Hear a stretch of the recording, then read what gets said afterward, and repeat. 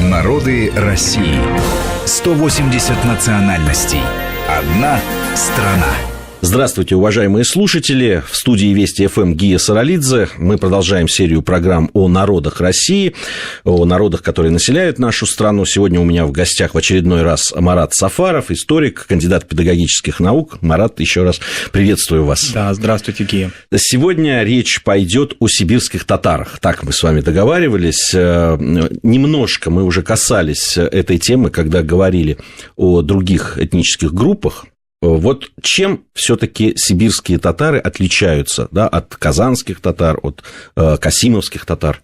Ну, во-первых, о сибирских татарах существует масса различных, так скажем, и научных, и квазинаучных дискуссий, прежде всего относительно их принадлежности к татарскому этносу. Если мы говорили в предыдущих программах о субэтнических группах татарского народа, которые имели и имеют свои определенные особенности, но все-таки факт их принадлежности к татарскому этносу не подвергается сомнению. Тогда как о сибирских татарах существует большой спор.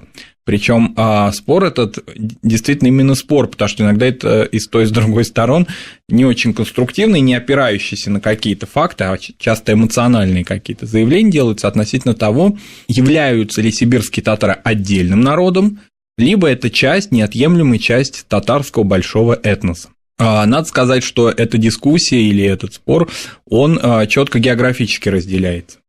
Понятно, что большая часть вот таких представителей научного сообщества и публицистов, высказывающихся за самостоятельность сибирско-татарского этноса, проживают, собственно, в сибирских городах, прежде всего представители научной и публицистической общественности Томска, Тюмени, Омска, то есть тех городов, вокруг которых и ареал расселения сибирских татар расположен. В то же время представители научного сообщества, считающие сибирских татар частью татарского этноса, это в основном ученые из Татарстана и из Казани.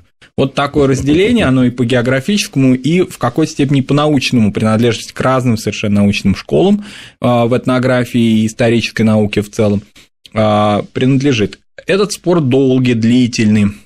Иногда он обостряется. Вот мне так представляется, может быть, я не прав, что сейчас немножечко он как-то его градус несколько снизился.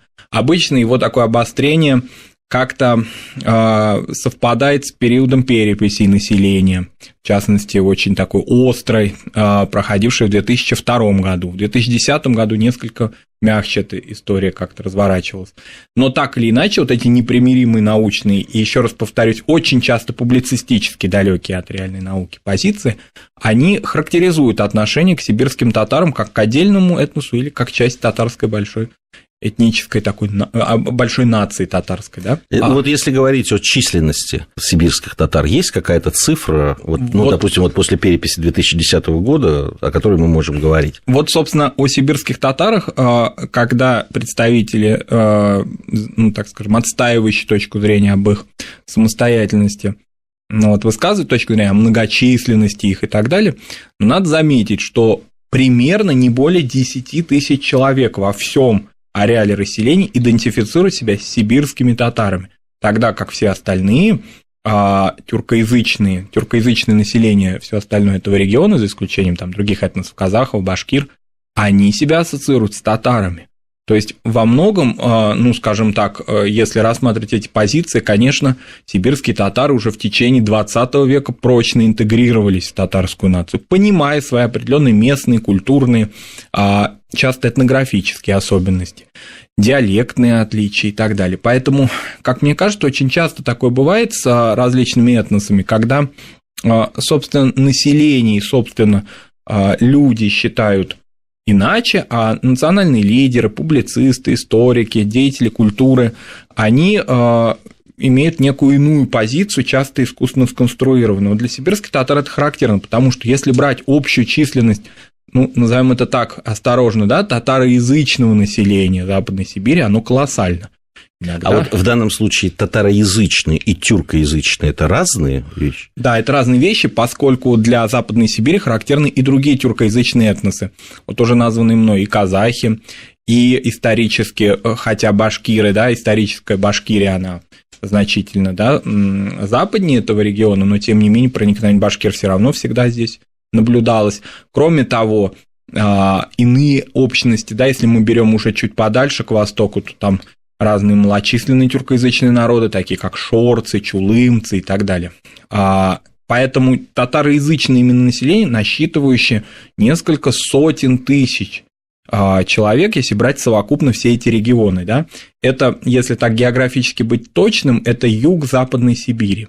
Вот этот юг Западной Сибири, он в значительной мере его в облике его, в его культуре, в его и городах, и селах татарский фактор присутствует. Но где он, собственно, сибирско-татарский, а где он общетатарский, сказать сложно. И я бы, в отличие от многих, да, наших авторов, несколько более осторожно подходил к этому, потому что уже разделить эти две группы переселенцев поволжских татар, имеется в виду тех, которые составляют основу татароязычного населения, коренное сибирско-татарское население уже очень трудно, особенно в городах, где смешение это происходит. Безусловно, никто не может отрицать особенность, архаику сибирско-татарской культуры.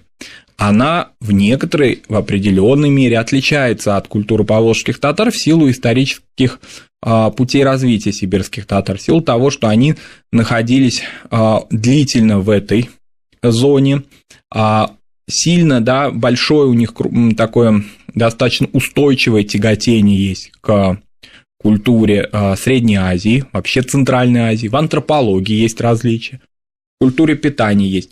Но это не обуславливает некую самостоятельность как этноса, потому что если мы берем большие этносы, а татары, безусловно, большой этнос, несколько миллионов, да, разные оценки есть, там иногда говорят и о 7 миллионах человек татар в целом в мире, если говорить. Конечно, для больших этносов всегда характерны субэтнические различия, и это нормально. И всегда характерно на местном каком-то уровне такие местнические, да, если не сказать иначе, некие такие амбиции, которые тоже исторически всегда обусловлены и иногда даже оправданы. Но, тем не менее, если говорить вот, ну, о некотором роде, да, о некой моей позиции, опирающейся мне ближе все-таки на традиции Казанской этнографической школы, мировой школы, признанной в мире длительный период времени, она, скажем так, если брать такую тюркоязычную научную общественность, в ней казанские этнографы всегда занимали ведущее положение, да и сейчас они очень авторитетны. Они, конечно, считают сибирских татар частью татарского народа, а сибирско-татарский язык не считают отдельным языком филологи казанские, а полагают, что это диалект, особый восточный диалект татарского языка. Ну, мы здесь должны зафиксировать, что есть различные все-таки точки зрения. Да, поэтому, ну, вот если говорить, вот вы уже, Марат, сказали о том, что есть часть татарского народа, которая переселилась из Поволжья в Сибирь. Вот когда это произошло?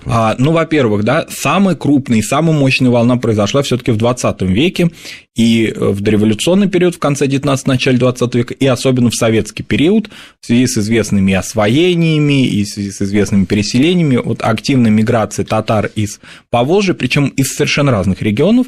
Это не только казанские татары, это татары Мишари в том числе, то есть это волны различные, и трудовой миграции, экономической и так далее.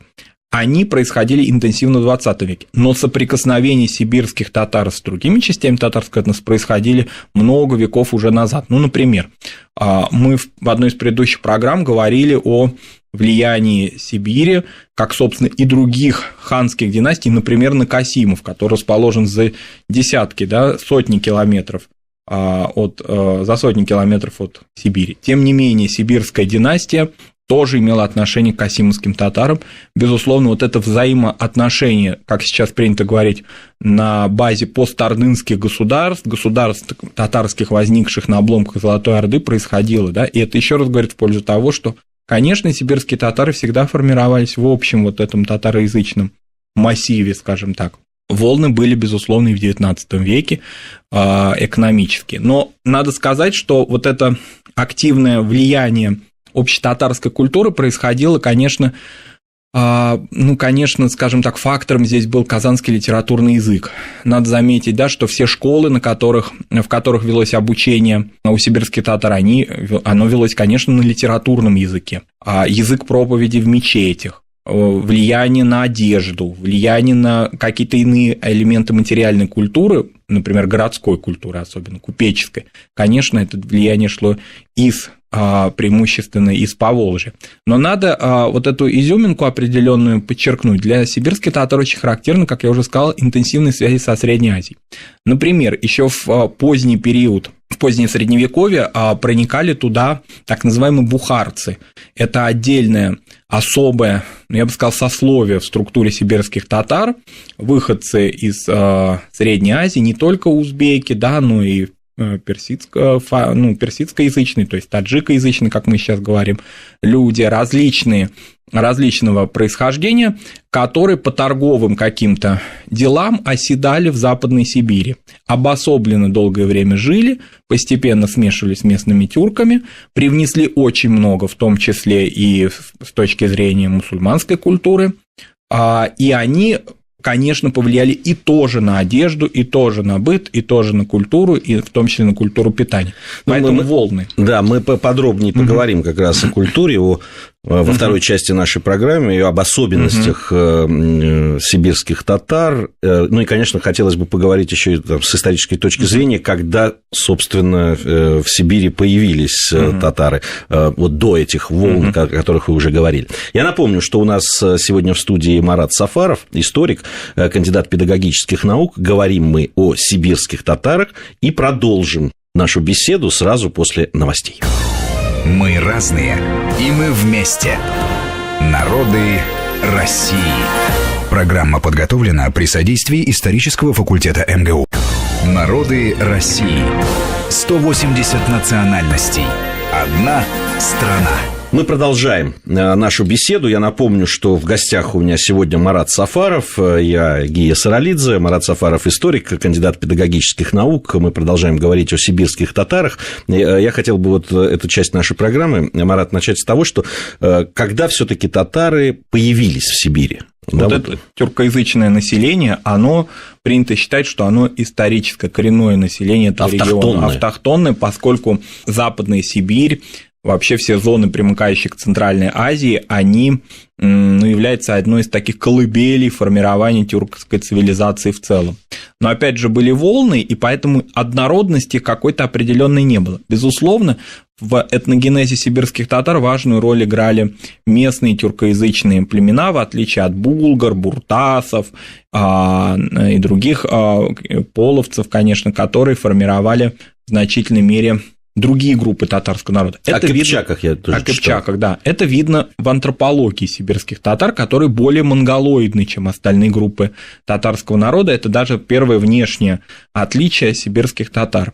Кроме того, для сибирских татар дольше, чем для других групп татарского народа, было характерно полукочевое и кочевое скотоводство. Скотоводство у них всегда доминировало над земледелием, хотя никогда кочевым, чисто кочевым, таким традиционным классическим кочевым культурам их отнести нельзя. Скорее, это что-то близкое на определенном этапе к башкирской, например, цивилизации. Такой переходный от скотоводства к земледелию, долгий переходный этот процесс был. Это, конечно, и климат, и то, что та зона ареала расселения, в котором они проживали, на это влияло. Очень быстрая интеграция с другими группами татарского народа.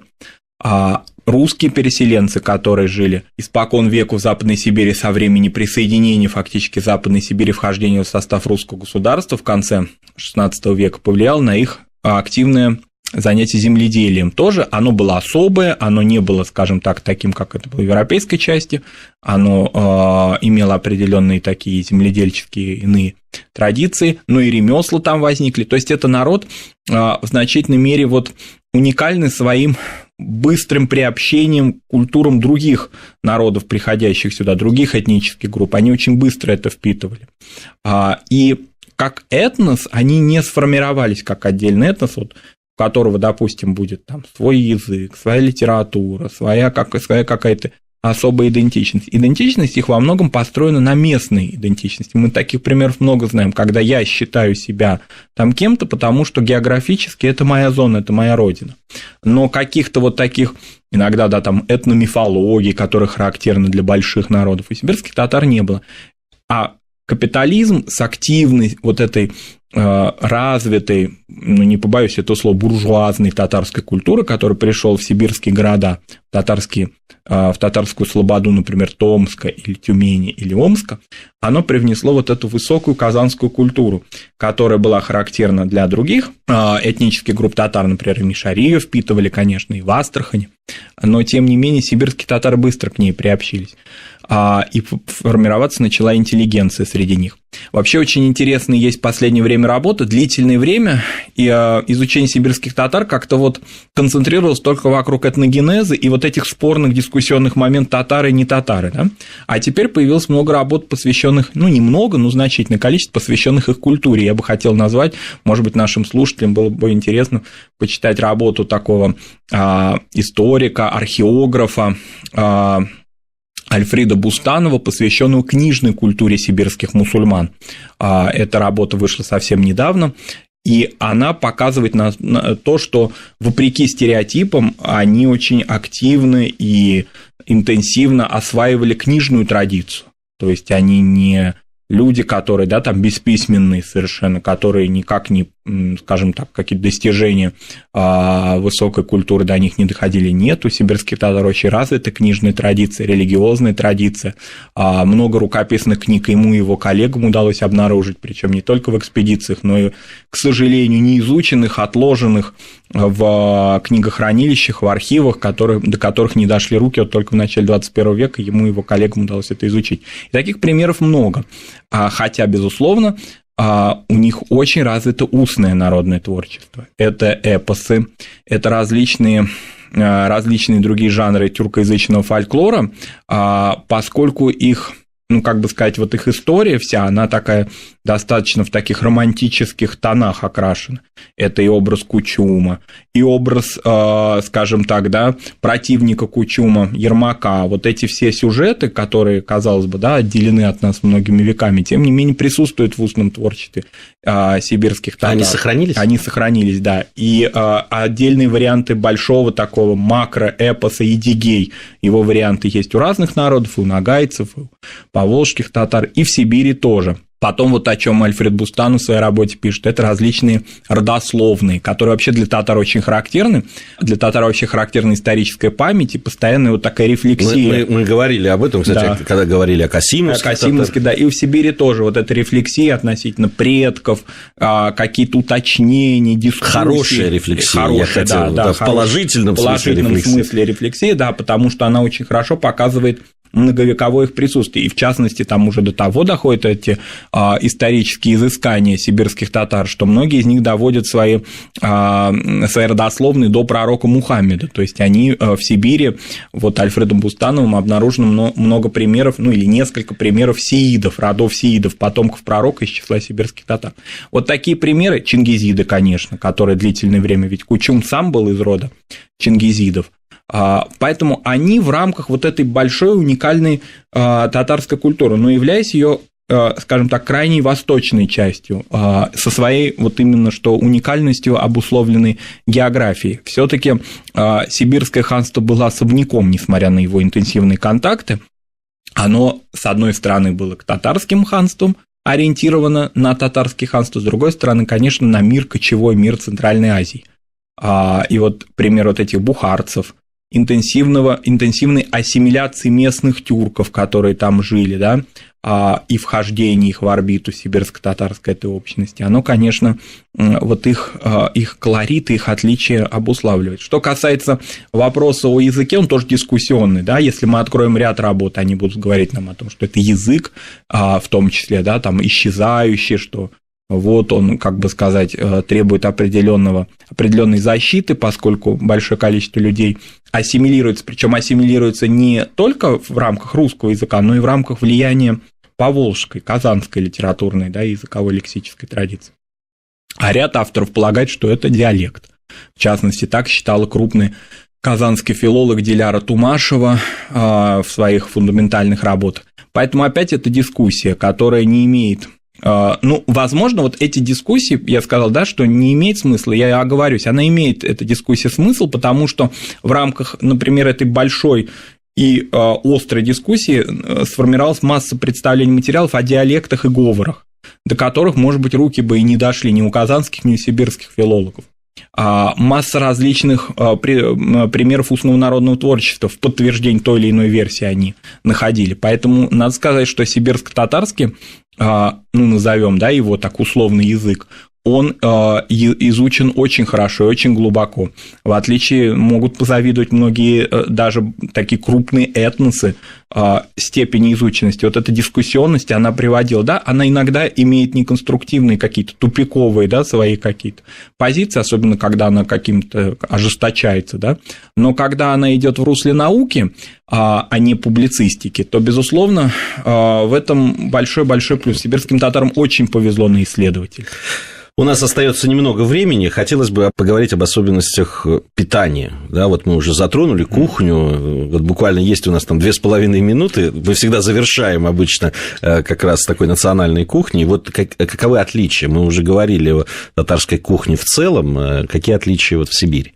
Поскольку земледелие приходило позже, и земледелие было всегда на второй позиции, то поэтому вот характерное для татар, скажем так, мясомолочное направление для всех татар, здесь оно как бы в квадрате, скажем так, вот, или в кубе, потому что традиции, допустим, изготовления, такие очень большое мастерство они достигали в изготовлении, достигают в приготовлении мяса и заготовки, например, мяса впрок. Многие другие группы татарского народа, им еще учиться у сибирских татар этому. Это, наверное, какие-то отголоски, не наверное, а точно отголоски именно вот этого полукочевого и хозяйства, и особого интереса коневодству. Я бы сказал, что я бы нашел здесь какие-то параллели, вот такие промежуточные, да, вот в этих трех кухнях, кухни вообще общетатарской, в кухне башкир и других тюркоязычных народов этого региона, и вот сибирских татар, что-то общее между ними есть, вот в сторону к востоку, к Сибири, дальше за Урал, и вокруг Урала, и в Западной Сибири, вот это доминирование мяса номер один, оно, конечно, есть. И маленькая, да, ремарка, конечно, влияние казанской вот этой вот, как я уже сказал, купеческого такого стола, оно, конечно, повлияло на сибирских татар и на их настоящий, текущий их рацион питания. Ну, вот какая-то перекличка с кухнями тех народов, которые рядом жили, она там есть в Сибири? Все-таки, да, там много различных народов? Да, безусловно, но здесь очень важное значение, что приход ислама, принятие ислама повлияло на табуирование ряда продуктов и такое свободное употребление в пищу многих продуктов, которые характерны для других народов Сибири, например, у которых язычество долгое время было. У сибирских татар это закрылась, эта тема, потому что ряд требований ислама пищевых, я даже не беру по свинине, она не слишком была распространена и до этого, а вообще в целом, например, по ряду продуктов охоты у сибирских татар закрыты эти вопросы, да, то есть их исламское вероучение на это повлияло, конечно.